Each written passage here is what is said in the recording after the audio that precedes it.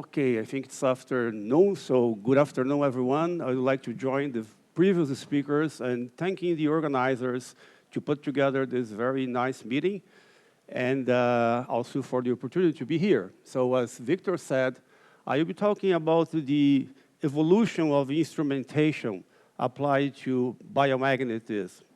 And I am from the Department of Physics from the University of São Paulo in Ribeirão Preto, which is 330 kilometers northwest of here.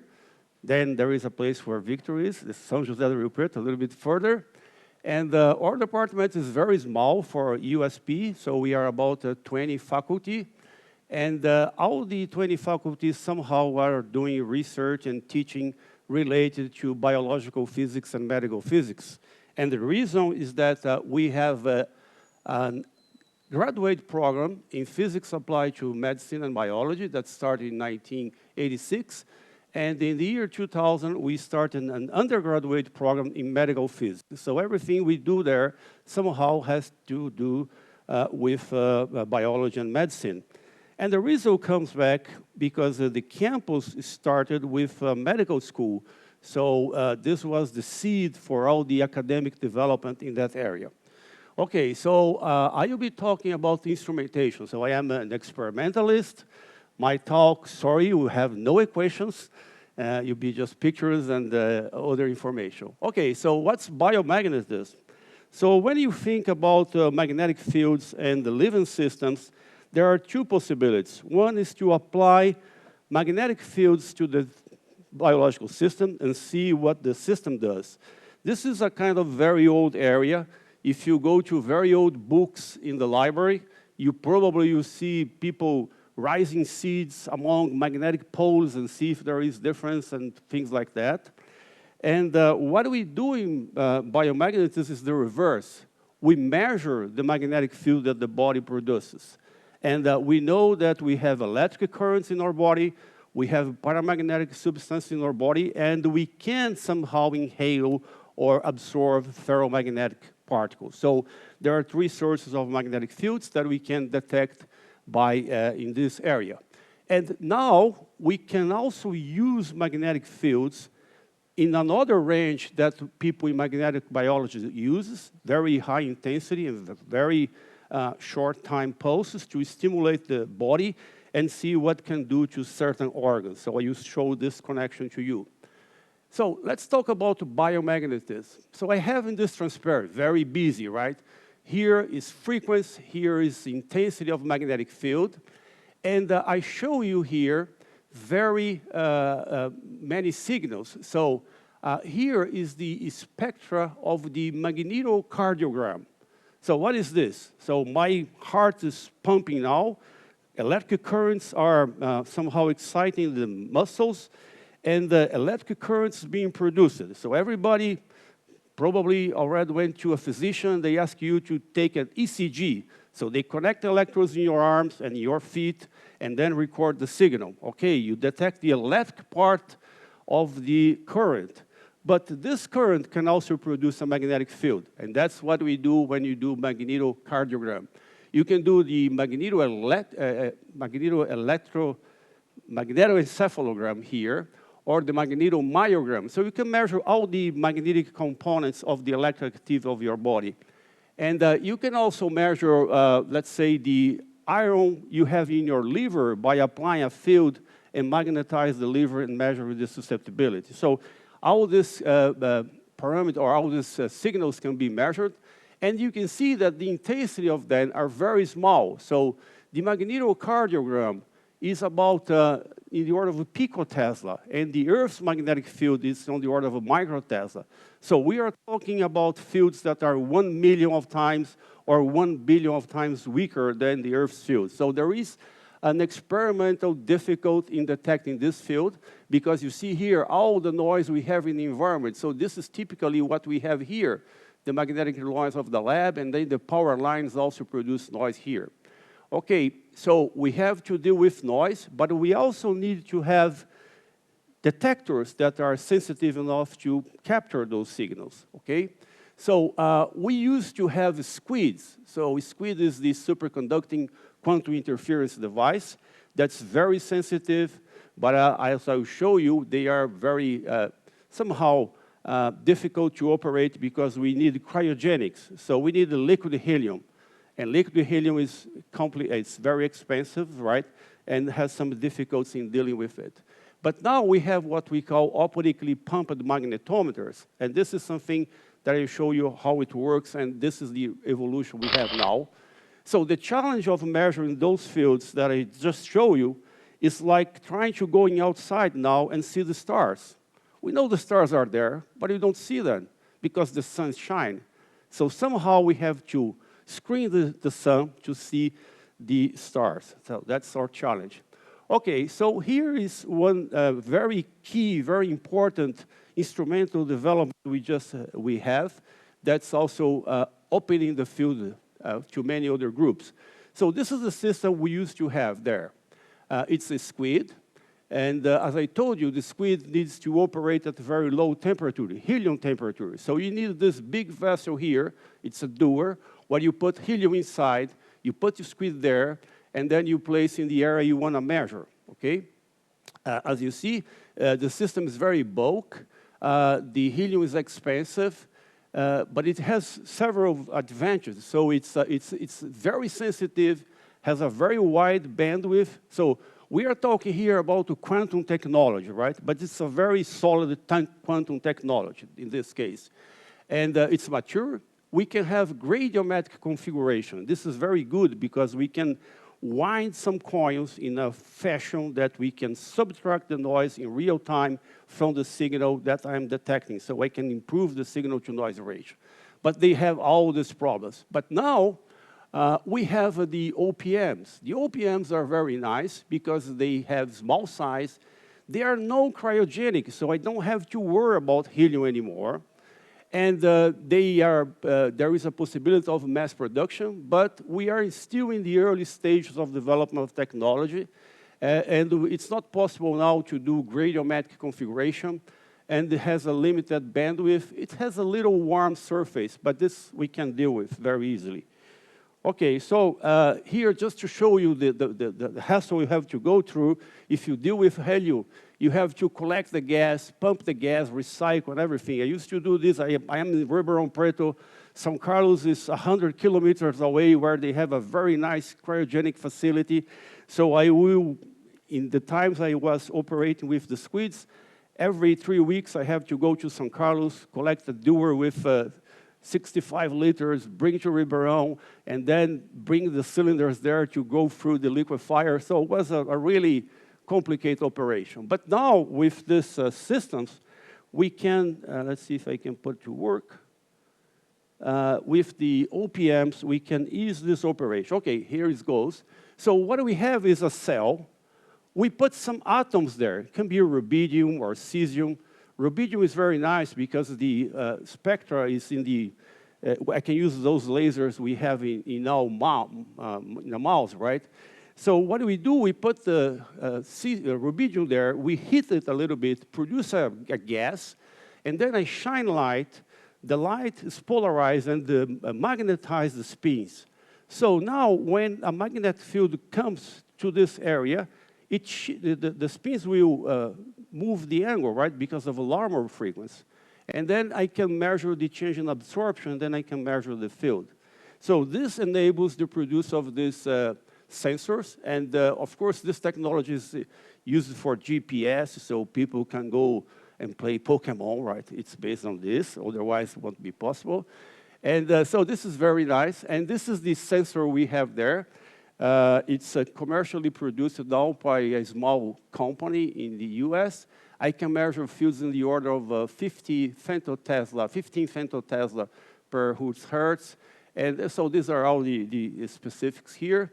And the other thing that the OPMs enable us to do is to construct a small shielding.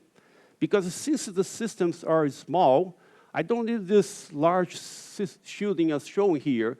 That's usually very expensive, right? So I can make a small shielding.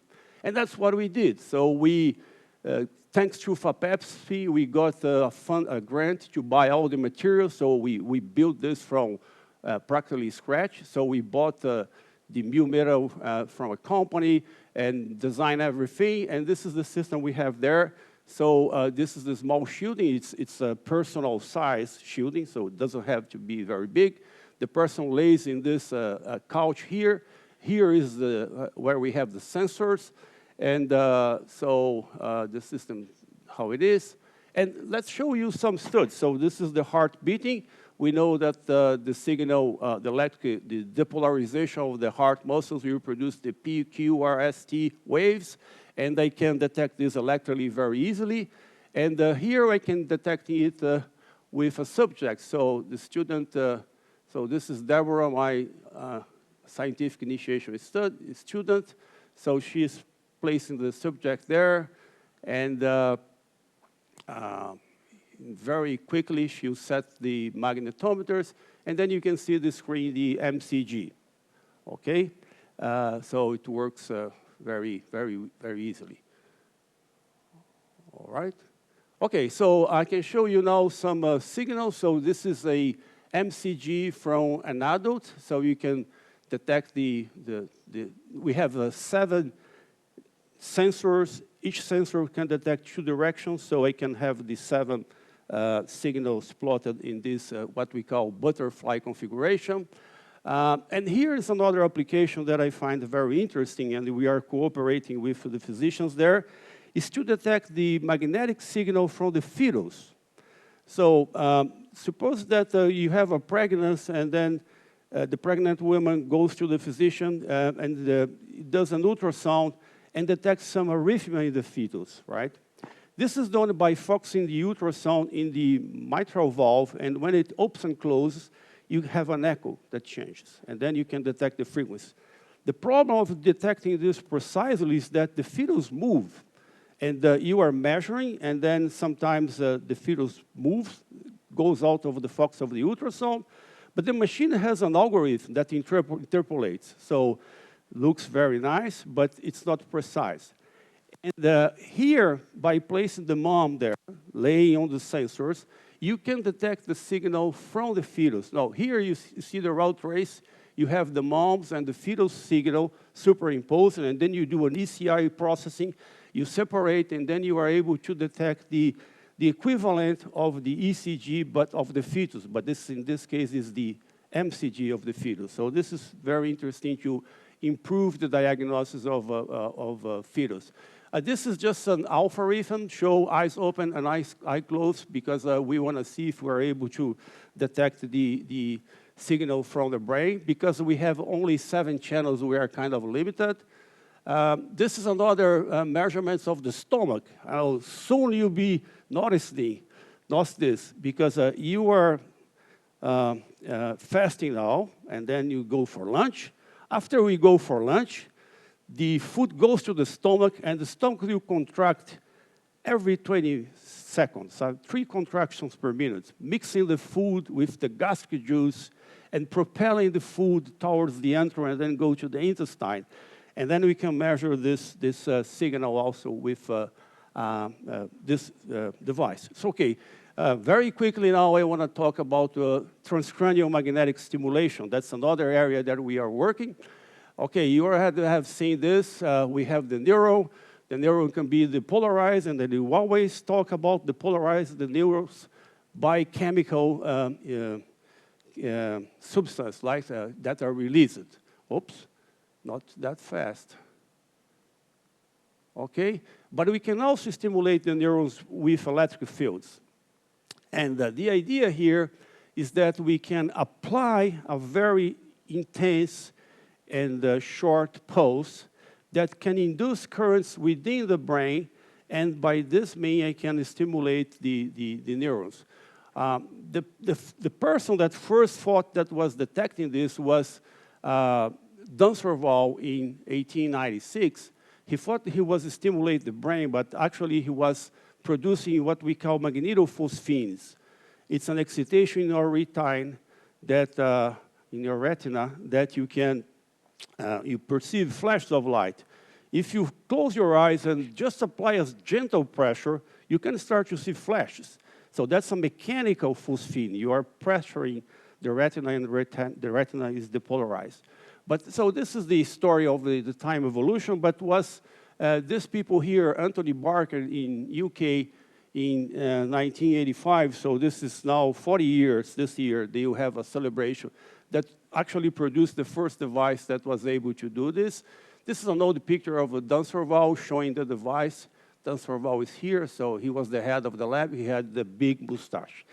Okay, and this is the first experiment, the first device Anthony Barker that's here produced it. And it's basically you charge a capacitor at very high voltage and bang, it discharges this to the coil, right? And then you have currents. The currents are kind of high. We are talking here about kiloamps, right? It's not small, and 2,000 volts or so. But the idea is that you have a current in your coil, and this coil will induce, let's say, a mirror current in your brain, and then you depolarize the cells there. Okay, how it does, because you have the mirror current, we know that the brain is very convoluted, right? Nature have to do with this because we have like a 30 by 30 centimeter layer of cortex that has to fit here, and then you have to fold, and then you have sulci and gyro. And so by applying this electric field, you can have fields that goes in direction, but when the neurons or the set of neurons kind of bent, you have a region where you can depolarize the membrane. Okay, so here is all the applications people are seeking for this kind of device. So diagnosis, pre-surgical mapping, measure motor evoke potentials, that's something we do a lot, and the basic functions of the brain. And also you have a lot of applications in disease. So here I show you when you are doing a motor evoked potential, you just apply magnetic field in the cortex, and then the signal will depolarize, and then you see a contraction in the thumb or a finger or something like that. And then you can measure, let's say, the amplitude and the latence. So if you have a problem in your conduction system, for instance, your neurons start to get demyelinated, right? The myelin is going away, the velocity slows down, and then you can measure change in the latence. Or if your neurons are decreasing, right, or dying, you can measure a change in the amplitude. And here you can see a volunteer there. So this is the stimulator. We are applying the fields, and you can see the hand moving. This is how this was done in the past. We put a cap, and the cap has Cartesian coordinates there. The person will put the coil in that every point of the Cartesian coordinates, and then measure the evoked potential, then you can map. But as you can see, this is very imprecise because the cap can move. The coil has X, Y, and Z, but has 3 angles, and this is very critical because magnetic fields are dipolar. They go from one pole to the other, so it's complicated. So we decided to investigate this and to improve this process because we have all these limitations that I already told you.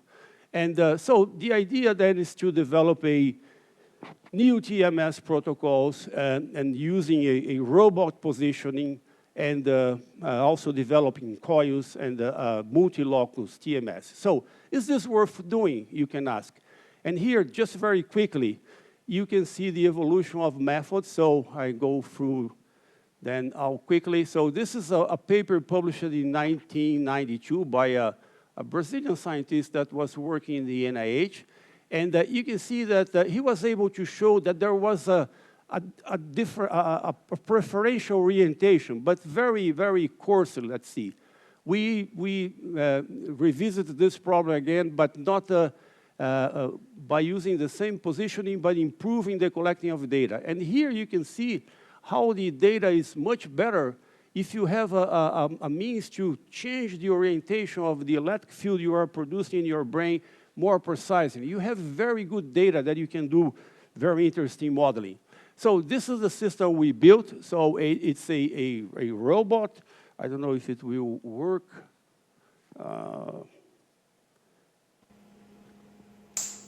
Okay, so this is let's say, you don't have to strap the person in a chair.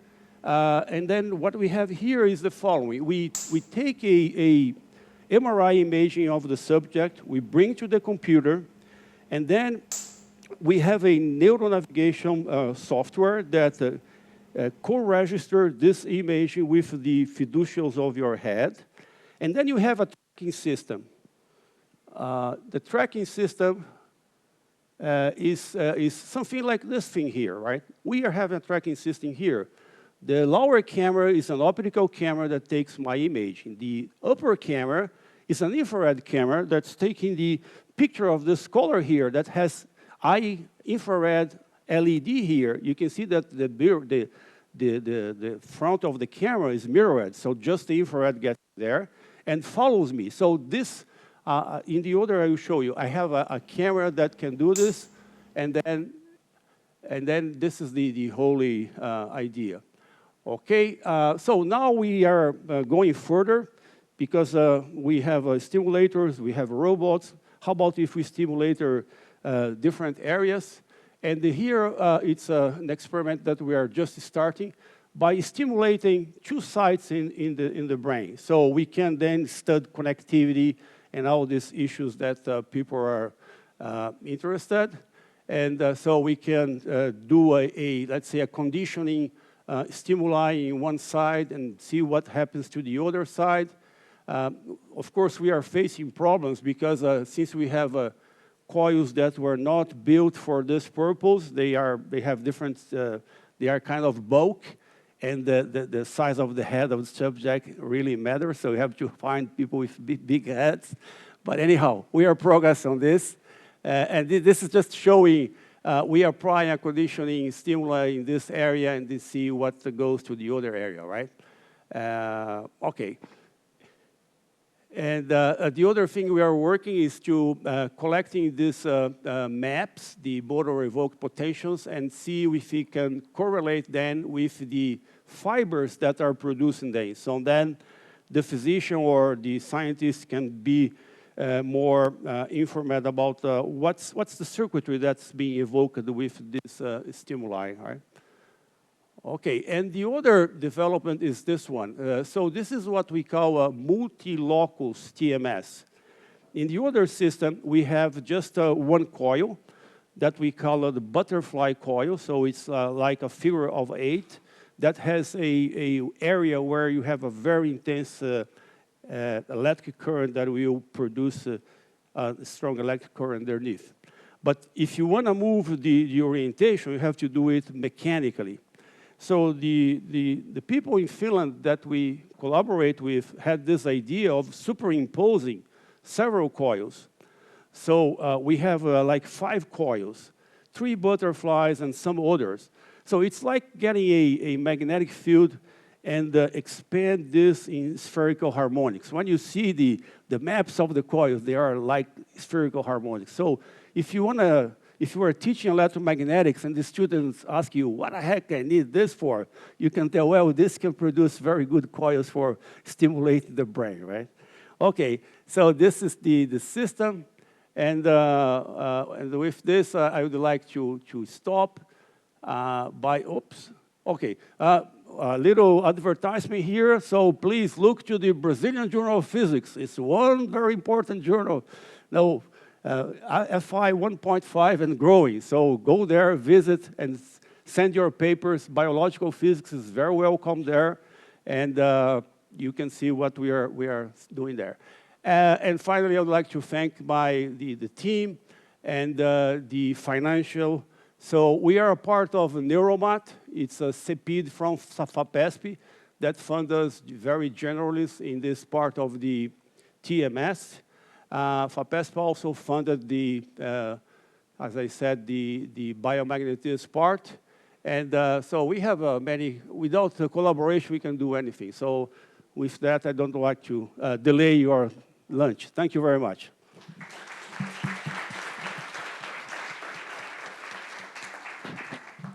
We have time for questions.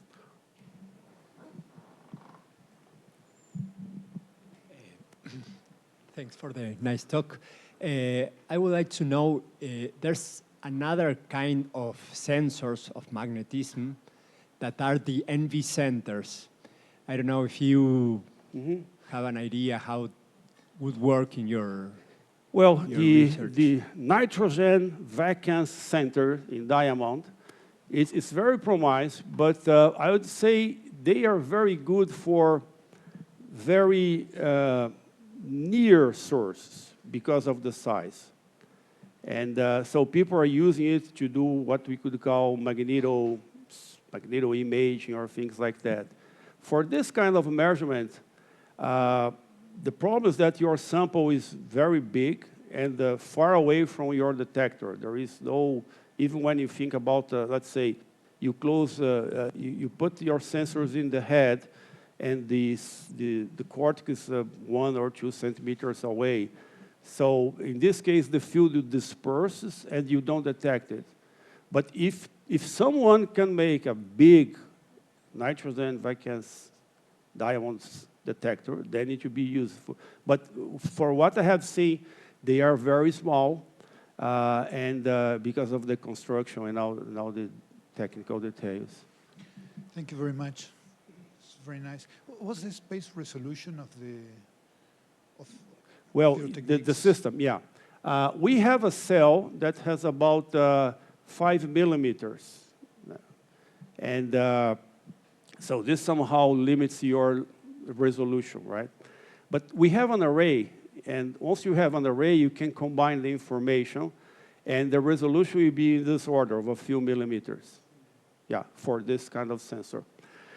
This question is very important because the OPMs or the squids, they are used to locate sources inside the brain. That's the main use, either for basic studies or pre-surgically. So suppose you have a tumor, and then the physician wants to remove the tumor. Okay, can I remove the tumor and the person will be better or worse? How I know this? I have to see if any eloquent area will be affected by this surgery. And how can I know this? Oh, go to a neuroradiologist, and then you show the image, and the guy says, no, I cannot tell. Because if you show a normal brain, the neuroradiologist points exactly where, oh, this is the area of speech, this is the area of listening, this is the area of motion. But if the tumor grows, everything gets distorted. And then you do a magnetic field mapping, and then you locate where those areas are. So your question is very important. And this allows me to answer a little bit about why people are still doing research with OPMs, because it's a new technology. And the physical principles of detecting the magnetic field is completely different from the squids, because you have to do like a spectroscopy, right? You are shining light in the gas, you are polarizing the atoms, and then you have like a resonance curve. If you have a straight field there, this resonance field curve can change, and then your sensitivity can change, and then your values can change. So there is some research still to be done in this area. But for fetal, we are measuring time, so then we are safe. So it seems that you have a very nice set of data to do machine learning, to use machine learning approaches. Yeah, Have you tried? We are starting. Yeah, the last, But you don't, yeah, well, so the architecture and trying to, yeah, well, we talked a lot previously in this, during the school on how to infer out of the data to get some, since you probably have also the diagnostics associated to these diseases, how you could go back and forth and trying to have some emerging properties or insights, other insights on the problem. That's what I mean. I don't have yet data from subjects that are from patients. What we are doing this term for machine learning is for the map, we have about 5 volunteers that we took MRI, and then we took the tractography. That's a more complicated exam to detect all the tracts.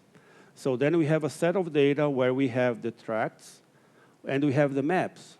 And now the students training to see if we can associate a map with a tract and then do a directly relationship. But we are in the beginning of this, And it's easy to say, but I tell you, collect those data in person, right, in big samples like we are, it's not a trivial, right? When you look to the, see, I'm on time. Okay. We can talk later about this, yeah. Okay, so let's ask questions later, and let's thank him again. Thank you.